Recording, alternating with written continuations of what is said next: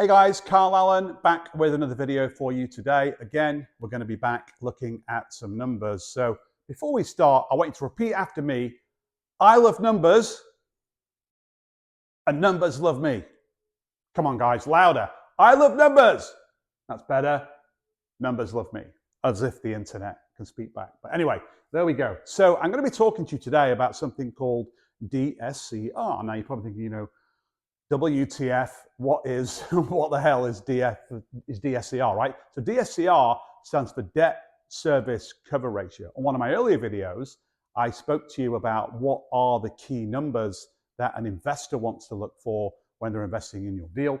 If you're a bank or if you're somebody inside of the SBA program, or if it's a hard money lender or any sort of debt financing, there's one killer number that they want to see in your model, and it stands for debt service cover ratio. So let's give you an example of what debt service cover ratio is. But it's basically how much cash flow does the business generate divided by how much cash needs to go out to service the deal, right? So we use EBITDA as our measure, and we divide it by debt service.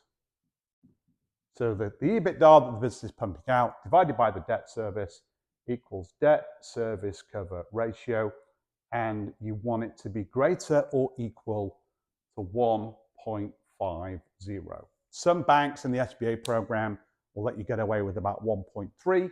That's a little bit tight. You want a little bit of extra headroom. You want life to be easy, right? So 1.5 debt service cover ratio, you are golden. So let's do an example. So let's say we've got a business and the revenues are $2 million. Let's say 15% profit margin, which will be $300,000 in profit, and that's our EBITDA, right? So that's our profitability that the business is generating. And then let's say we're going to buy that business at a 3 times multiple. So we're going to pay 3x for that business. So it's $900,000. And let's say, like a lot of people, you want to go and do that via an SBA 7A loan. So typically with SBA 7A loans, you're putting 10% down at the closing table, which would be $90,000. I have a video on this channel to show you how to go and get that and how to forecast the returns. It doesn't have to be your money. You can go and get somebody else to do it. 80% would be the SBA loan, which would be $720,000.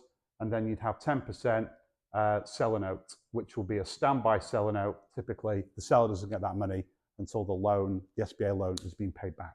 So $720,000, let's say that's at 10 years, which is the 7A loan program, and it's at, say, 8%. That would be, if my mental math serves me right, about $105,000 per year, right? So we're buying a business that's cranking out $300,000 in EBITDA, recasted or adjusted, and it's going to cost us $105,000 a year to service that loan. So the debt service cover ratio is easy, right? It's the $300,000, which is our current EBITDA, divided by our debt service, which is $105,000 a year. And that number is just less than 3. It's about 2.9x or so if my mental math is working. So that's debt service cover ratio. We're way north of 1.5. The SBA are going to do that deal all day long, providing that deal is in your lane and there's no flies on that deal when they do due diligence. If the business was doing $200,000 a year of debt service cover ratio, it would still work, but obviously your purchase price would be less. So stick to 1.5 or more, and you would be absolutely golden.